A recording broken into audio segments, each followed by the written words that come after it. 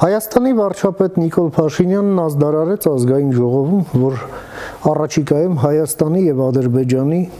էներգետիկ համակարգերը կինտեգրվեն։ Խոսքը էլեկտրաէներգիայի մասին է։ Սա շատ կարևոր զարգացում է լինելու մեր տարածաշրջանի համար եւ ոչ միայն Հայաստանի։ Հայաստանը միակ երկիրն է մեր տարածաշրջանում, որն ունի էլեկտրոէներգիայի պրոֆիցիտ եւ հետեւաբար ունի հնարավորություն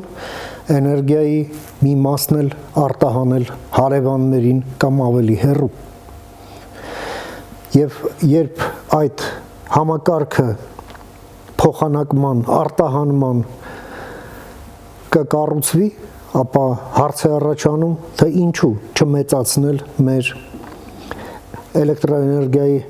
արտադրության կարողությունները։ Եվ հենց այստեղ է կարևորվում այն, ինչ մեզ խոստանում էին անցյալ աշնանը, որ մինչև 25 թվականի վերջ արդեն մենք կունենանք որոշում նոր ատոմակայանի մասին։ Տարին ավարտվեց, բացվել է նոր տարին, շուտով կանցնի նաև առաջին ամիսը,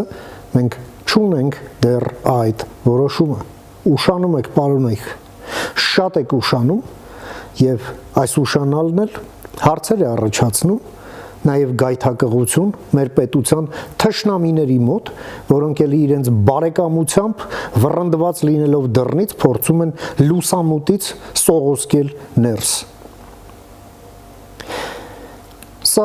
անթույլատրելի այլևս։ Մենք սպասում ենք ձեր քաղաքական որոշմանը մի հարցի շուրջ, որտեղ արդեն ամեն ինչ պարզ է։